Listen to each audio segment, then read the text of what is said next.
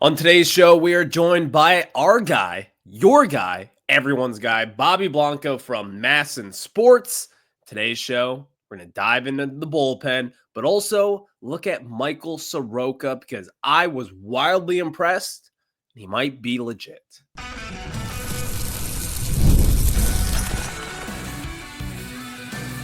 You are Locked On Nationals, your daily Washington Nationals podcast. Part of the Locked On Podcast Network, your team every day. And thank you all for making Locked On Nationals your first listen every single day, as we are free and available wherever you get your podcasts. And of course, I am your host, Ryan Clary. You can catch me over on Twitter at RyanClary11 and as well as our show page at LO_Nationals. For all your latest Nationals news and notes, make sure to check us out over on Twitter. Of course, look up Locked On Nationals wherever you get your pods, whether it's on Apple, Spotify, and of course the video version over on YouTube. We're a part of the Locked On Podcast Network, where it's your team every day. Later on in today's show, Bobby and I will be discussing where does Brad Lord sit amongst the bullpen? What's his future like? I've got some thoughts. I'm sure he does as well. So we'll discuss that later on in the second segment.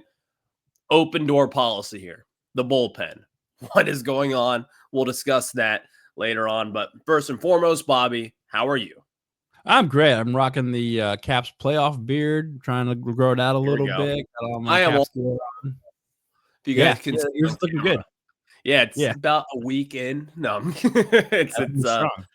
it's not looking great so far. But today's episode, guys, before we jump into it, is brought to you by FanDuel. And right now, new customers can get $200 in bonus bets when your first $5 bet wins. Bobby, yesterday with Michael Soroka, I was really impressed with him. The first 5 innings, I mean, he was great. And David Martinez, I believe he was right around 70 pitches going into the 6th inning yesterday. And of course, it just kind of blew up. But I was wildly impressed because, again, this is not someone who has been a good/consistent starter really since 2019, 2020. So yesterday was really encouraging. The Nationals, they have said all along that he's going to be in the starting rotation. And after having his first start in Toronto, then missing nearly a month, he comes back and he looks really good. What were your thoughts on Soroka yesterday? Yeah, I agree. I think he looks strong. You got to keep in mind that this is only his second major league start of the year, his first in 5 weeks. The first 5 innings were great, like you said. I think very efficient. The pitch count was down. Slider fastball combo was looking good. He only threw a handful of changeups, which we know that's the pitch that he hurt himself on in Toronto way back when. But I think he was sharp. I think this is a good boost. I think this is the guy the Nationals were hoping that they would get when they signed him. I mean, remember, this is a Rookie of the Year runner-up way back when with the Braves. He had some couple good seasons, and then injuries just completely derailed his career. So he's still relatively young for a starting pitcher. So, because of injuries, I guess the one positive of them is that he doesn't have a lot of innings under his belt. So he should be fresh. Obviously, getting him to go deeper into the game would be tough because he just hasn't pitched that much. He's kind of had to ramp up. That's why he made 3 rehab starts, because they basically needed to ramp up all over again after making only 1 start out of spring training. But the 6th inning got away from him. 6th inning got away from the bullpen. But through that 5, I mean, if you're getting something like that every 5 days, I think the Nationals will welcome that. And that's just another boost to this already really pretty strong rotation. Yeah, the rotation has been awesome so far. I mean, we're going to get into the bullpen later, but I think this starting rotation has been a pretty pleasant surprise. And I thought they would be pretty good this year, but they have been legit good. So, the rotation has been good. But with Soroka right now here, Bobby, I was kind of frustrated at first because Brad Lord actually put together a couple really good starts over the last few weeks here, and I was kind of excited to see him in the rotation. I think yesterday was just kind of a fresh reminder as to why Soroka is in this thing. We're talking ceilings here. If he were to reach that ceiling of when he was a Cy Young candidate in 2019, I don't think he's going to reach that at this point, but even if he's close to that, where he has got a 3.8 ERA, this is a smash success for the Washington Nationals at this point. And I don't think he's going to get any extension or anything like that, but someone that is a quality starter every 5 days, that is a big big plus to this rotation. And we kind of need veteran presence in this clubhouse. Like we have always needed that. And I think Soroka has provided that so far. And yesterday, again, the 6th inning got away from him. But I don't know about you. Like, I think it's easy to look back at it from this perspective and say, why did Davey Martinez not pull him? Like, the guy was shoving at that point. I'm assuming he probably talked to Soroka right before going out in that 6th inning, being like, hey, you want to go back out there or something? But even then, like, I look back and I'm like, this guy hasn't pitched in over a month. He hasn't pitched over 5 innings in probably over a year at this point. Why was he going back out in that scenario? Is it as easy as if that the guy was just shoving yesterday and they got to try to save the bullpen after a doubleheader the day before? Yeah, I don't mind him going back out for the 6th. I mean, he had completed, I think, 5 innings at Rochester last week in his last re-up, starting through 94 pitches, and he wasn't anywhere close to that. I think he was like still in the 60s heading into the 6th inning. So I don't mind the Davey sending him back out for the 6th. I think that's a no-brainer. I think I can pick nits when it starts to get away from him and the first guy gets on, the second guy gets on. Then it's like, okay, he's running out of gas, clearly. Let's try to get someone up and get him in there. So they have a 3-0 lead. Like, let's try not to let this lead get away from us. And of course it did, and they ended up losing the game. So I don't have a problem with Soroka going back out for the 6th. Pitch count was down. He was looking good. But once you kind of see that he's laboring right there, again, you have to keep in mind that he hasn't pitched at the major league level in 5 weeks. I think that's when David needs to be like, okay, all right, he's had enough right now. We tried, it didn't work. Let's make sure we get this W and bring somebody in. I can't remember if they already had someone warming in the pen during the top of the 6th, or if once he started I believe Lopez was stretching out there at that point. Not technically warm, but yeah, he was getting warm. But I don't really blame David for that either, because again, pitch count down, he looked good. It was only the 6th inning. You had a 3-0 lead. So it's like, that doesn't not necessarily surprise me, and I don't really hold that against David, but maybe you would have liked to see a quicker response, like once the first 2 guys got on base pretty easily. And the what was it, Santana's double down the line. I mean, that was just good, a piece of hitting. I mean, I don't have to go back and look at the pitch. Actually, I think I have it right here. But that is just an unfortunate. I mean, yeah, it's an outside slider that he smacked down the right field line for a bases clearing double.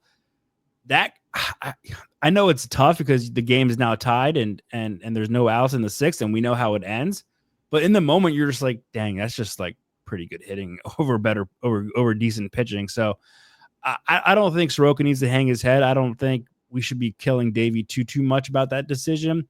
Maybe some more bullpen decisions we can talk about, but I had no problem with Soroka going out for the 6th. And I think that's maybe a bad pitch that he would want back, obviously, with the result. But I mean, it's an outs to a left-handed hitter. It's an outside slider that he was able to yank down the right field line. I mean, not many people could do that. That's just a really, really good hitting by Santana. Yeah, that was really good hitting. And yeah, I was actually just watching that replay also. It was a slider on the outer edge there. He pulls it down the line. I mean, that was great hitting. But I think, like, when you get to the top of the lineup with Steven Kwan in that 6th inning, he singles. And then you have Daniel Schweinman, or however the hell you say his name. He then goes down the line. It kind of unraveled for Michael Soroka. And then he hits Jose Ramirez. And then, of course, that double by Carlos Santana, who, by the way, is like 48 years old and still just kills the baseball. It's incredible.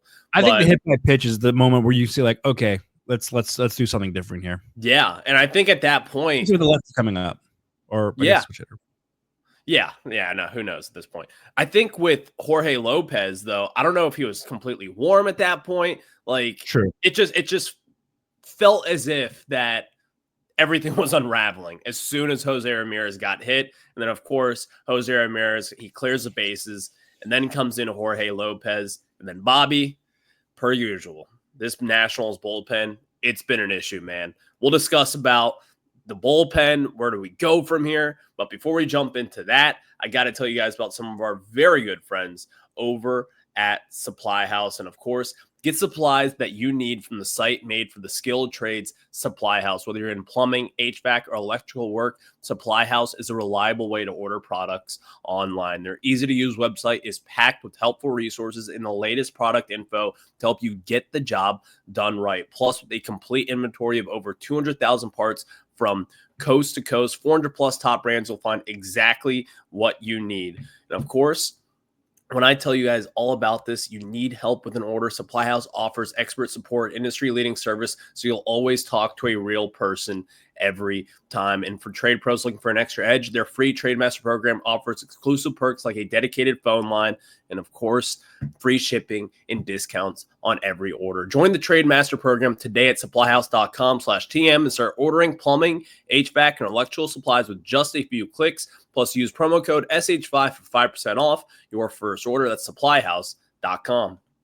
And now, let me tell you guys about our friends at FanDuel. The NBA playoffs are in full swing, and every night delivers highlight-worthy performances, major momentum shifts, and can't-miss moments. Whether it's a game-winning shot or a breakout player, there's never been a better time to get in on the action.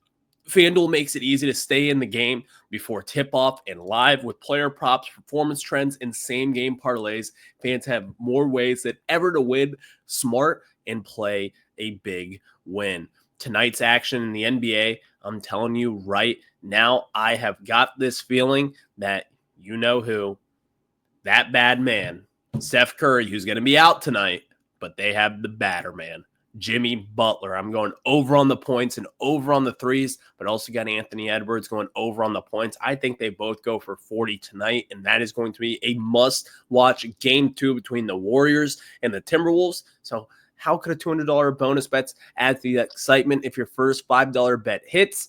Do that with our friends at FanDuel. And you're new to FanDuel, it's a perfect time to sign up. Head to FanDuel.com and place your first $5 bet. If it wins, you'll get $200 in bonus bets. Make every moment more with FanDuel, the official sports betting partner of the NBA. And we are back with Bobby Blanco from MASNsports.com. And Bobby, it's time to talk about this bullpen, man. Just yesterday was the latest scenario that we have seen play out time and time again as the bullpen came in and they did what they have done. They have blown leads, big leads, plenty of times.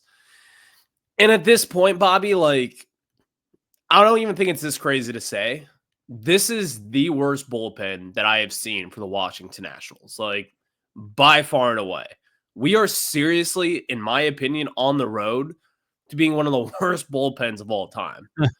I mean, it's genuinely, like, I believe we're at a 7.22 bullpen ERA at this point.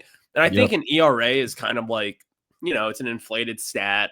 I don't think it's the best way to judge someone. But if you look at their whip, for instance, in the bullpen, it's a 1.73, man. And it's not even the worst in baseball. Actually, the Angels have a 1.75 whip on the year as far as their bullpen goes, but it's just been ugly, man. I don't know if there's a fix at this point. I don't know if there's a fix either right at this instant moment, but bless you. My son just sneezed. Yeah, the numbers are bad, and you talk about how ERA maybe inflated, and like, you know, I get it's hard when it comes to the relievers because, like, take it yesterday, for example, or Wednesday, the finale with Soroka comes out of the sixth, bases clearing double. Carlos Santana's on second. Jorge Lopez lets him score. Now that run charges Soroka, but Jorge Lopez is the one that let him cross the plate. Yeah. So it's like, you could even add that run to, like, and I'm sure there's been a lot. I haven't looked up their like how many inherited runners they've allowed to score stat, but I'd be willing to bet it's not good. Yeah, man, I just don't know what the immediate solution is. I mean, I give credit to Mike Rizzo for doing something last week in terms of DFA and Colin Poche and trying something with Andrew Chafin.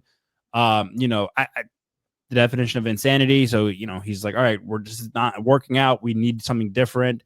Chafin has a good track record. His first 2 outings were really good. I know yesterday, again, not great. Or whatever day that he pitched recently. I think it was yesterday. Now not great, but it's just you need some new blood. You need to try something else different. I think Lucas Sims is also now walking a tightrope and has a short leash. He could be next in terms of getting rid of someone and trying to find someone on the waiver wire.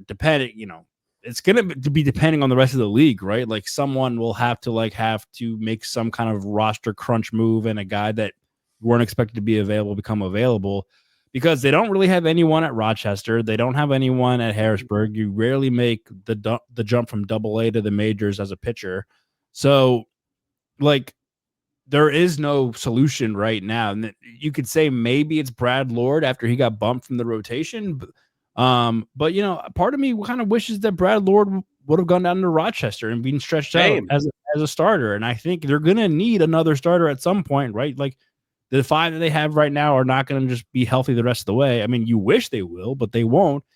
And they don't really have anyone at Rochester to make a start. So, I mean, I think Brad Lord is, of all pitchers, he is definitely one of the top, 10 in this national system. Yeah. Major leagues and minor leagues. So he deserves to be on the major league roster. But, I just worry about the fact that he's going back and forth between rotation, bullpen. It's only his first year in the majors. So that could be a fix in the short term. I don't know what the long-term fix is, because you're really just kind of hoping someone who you weren't expecting becomes available, and you try to, make, chicken salad out of chicken poop. Yeah. And Bobby, the frustrating part for me is it's not like we're trotting out a bunch of all-stars there. Jorge Lopez was an all-star, I think, back in 2022 or 2023, one of those years. And he has been a good reliever in years past, but last year. You think he was an all-star? Finnegan was. Finnegan was an all-star last year, but even then, he's not really the issue. It's the middle relief at this point. Correct. It's throwing out Lucas Sims, who last year had a 7 ERA with Boston. And then, of course, we have Jorge Lopez, who has actually looked pretty good at times, but then things like yesterday happened where he has a couple inherited runs scored there. I mean, it's a disaster after a disaster after a disaster at this point. And if you could make a case of this Nats team being above 500 without this bullpen, the reason why I talk about this thing every single day is because it's a story every single day. And I feel like a broken record at this point. But when, again, you're trotting out Lucas Sims, no disrespect to Lucas Sims, but he's not getting the job done at this point. Everyone talked about this sweeper that is one of the nastiest pitches in baseball. He cannot throw it for a strike. And when he does throw it for a strike, it's a home run. I don't know where to sit at this point. But one thing that I'm really getting frustrated with is with Davey. And in years past, I have not been frustrated with Davey, because everyone talks about his bullpen usage. And I'm like, guys, this bullpen, and this not just this year, but over the last few years, it's been depleted. You don't really have many good options. Years prior, you had Hunter Harvey and then Kyle Finnegan. Last year, you had some Dylan Floro action there. But overall, the bullpen has never been good. So when people are like, Davey Martinez is bad with the bullpen, I'm like, guys, because the bullpen is bad. He has nowhere to go. And it's the same thing this year. But this year, the difference is you have young guys like Cole Henry and Jackson Rutledge who just are not getting these big situations. You're continuing to go out there with Jorge Lopez. You're giving Colin Poche plenty of opportunities. And I'm like, Cole Henry is looking good, and you're not going to him. Jackson Rutledge has a 2 ERA. He has been our best arm out of the bullpen, and you're not using him in big situations. And now you throw in Brad Lord in that scenario here, and we're going to talk more about him later on the show. But Bobby, they're not using the young guys here. That's the part that is frustrating to me at this point. Yeah, I get it. I see where you're coming from. I just think it's a trust thing right now. I mean, you got to remember that Jackson and Cole only just became relievers this year, a couple months ago. And they've been starters this entire time. We know both of their injury histories, especially with what comes to Cole. They have to be managed. Yeah. Be careful with their innings this year and their workload. Maybe not so much Jackson, because I think he's pretty much, he's good to go. He's been healthy. But Cole Henry for sure. This is a guy who wasn't sure he will ever pitch again after he had thoracic outlet syndrome surgery. But I get it. I think we're gonna see it more keep in mind, like, Rutledge has only made 10 appearances this year. Cole has been 8. So it's like, it is still very early. You have guys who are making more money than them. You have to remind yourself, it does come down to that. Like, Jorge Lopez on a major league deal. Lucas Sims was a major league deal, right? I believe so. I get him and Poche confused. You now have Andrew Chafin on a major league deal. I mean, they just make, and like Rizzo always says, the back of their baseball card is just longer. Like, they just have more of a track record, and you're just trying to get those veterans back to more of their norms. And while we have seen some pieces from Jorge Lopez, I think he had like 7 straight outings of like only 2 hits and scoreless, and you look back to normal, which is great. You're looking for that more consistency over the course of the year. I do think, though, we will see more Cole Henry, Jackson Rutledge in high leverage situations. I thought it was interesting kind of that they chose to send down Eduardo Salazar yesterday when Soroka came off the IL. I thought that easily could have been either Brad Lord to go continue to get stretched out as a starter, or it could have been Cole Henry, who was like the last man up in terms of the bullpen. And, obviously from a result standpoint, Henry has clearly outpitched Eduardo Salazar. I mean, he's only given up runs in one of his 8 outings. So, yeah, I think it's coming. I think they have confidence in these 2 young guys. You just have to remember that they are still young. It is still early in the season. They only have 8 and 10 outings respectively under their belt in the majors. I mean, for Cole, majors period. Jackson obviously has, a couple starts under his belt from a couple years ago. But yeah, I just think, I think they're going to earn it. I mean, you look back at what Cole did against the Orioles back-to-back days, or two of those 3 games, 2 2/3 shutout innings combined. He also pitched 1 1/3 shutout innings against the Mets in that first game of the season series. I know he got blown up on that Monday game, but he's been facing some tough opponents in this start of his season. So I think it's coming. It's just, it's early May. These guys are still getting their feet wet in the majors. And I think we'll see Davey give them a chance to prove themselves even more as the season goes on, especially since the other options continue to prove that they're not worthy of those chances either. Yeah, I think the move with Salazar yesterday was, I wouldn't say it was the expected move, but it sounds like you and I are lockstep with Brad Lord here, Bobby, which kind of leads us into this conversation of like, what should they have done with Brad Lord and kind of what do we think with Brad Lord at this point?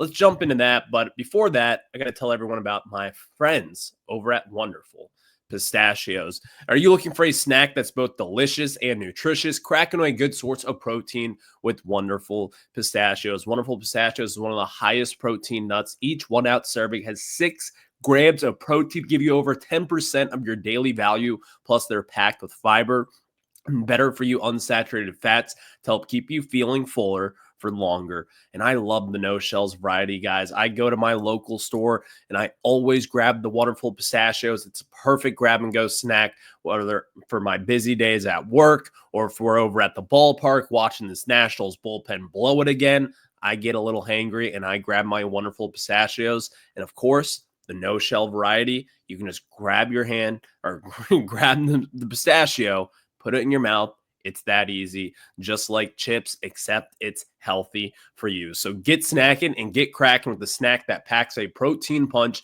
and visit wonderfulpistachios.com to learn more.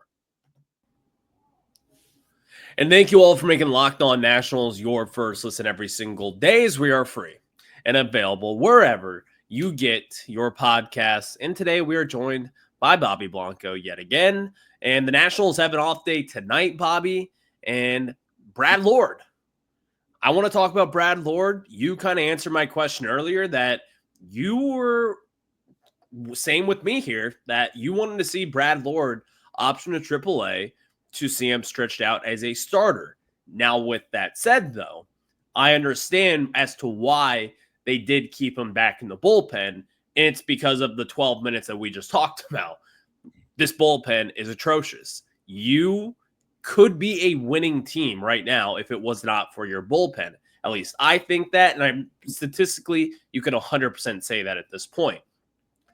So maybe Brad Lord just comes in and eats innings for this team, but still, what I saw from him as a starter, I'm encouraged by what I saw. And I think the Nationals should not just say, well, this guy's going to be a bullpen piece because we need bullpen help like right now.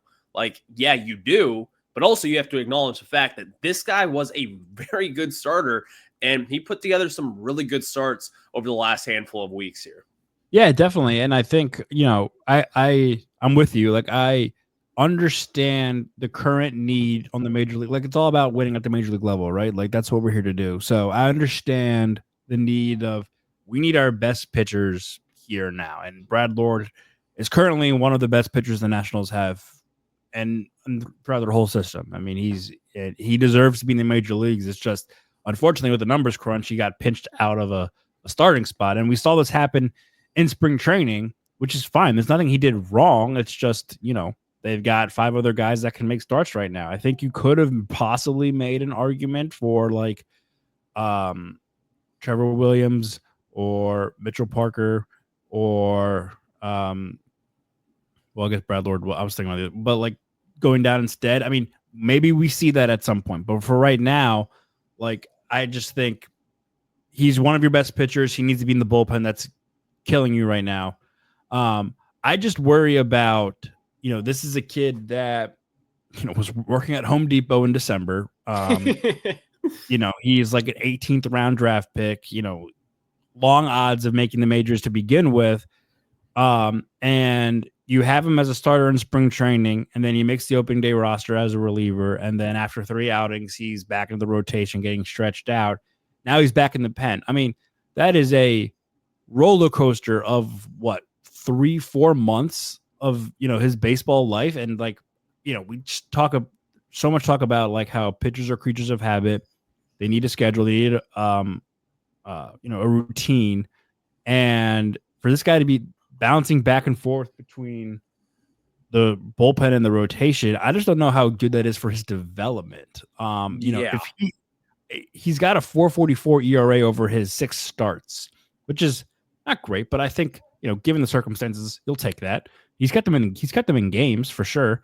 So if this is a guy that you're now thinking like, okay, he could be like a long-term piece, I don't know what him going back and forth between their starting rotation and the bullpen does for him this year. I would have liked to see him continue to get stretched out, because then you go down to AAA Rochester, and I alluded to this earlier, you're going to need another starter at some point. It's probably going to be Brad Lord. And there is no one else at Rochester who is right now worthy of a spot start. Andrew Alvarez has an ERA close to 5. Shinosuke Ogasawara is on the injured list. Andre Lara has an ERA over 10. Kei Cavalli is no longer pitching in games. He's throwing bullpens because he got tired. So there's just not an option down there to make a spot start. Brad Lord could be that guy down the line. But then I also, again, understand that you need your best pitchers with you right now because you're trying to win games, and he's one of them. I worry about his development for the future. Yeah, I do too. And I think a lot of Nationals fans kind of share that same sentiment as both of us right now, because I think Brad Lord is a part of this future, whether it's out of the bullpen, whether it's kind of the role that he has been in so far this season, where I call kind of the fireman role. He can make a spot start. He can eat some innings out of the bullpen. He can come in hopefully in some big situations and pitch pretty well. But, we'll have to see how this ends up. At this point, I like him as a starter. We'll see what he does out of the bullpen. And also, injuries always happen. Yeah. So we'll probably see him back in the rotation sometime soon, because it sounds like we're in lockstep here, Bobby, that this guy's going to be the next guy up. But thank you all for making Locked On Nats your first listen. That's Bobby Blanco. You can check out his work at MASNsports.com. Bobby, you got anything coming up for us? I'll be at the game Saturday covering the second game against the Cardinals. Then I'll be in Atlanta next week for 4 games against the Braves. Have all your coverage with boots on the ground for MASNsports.com.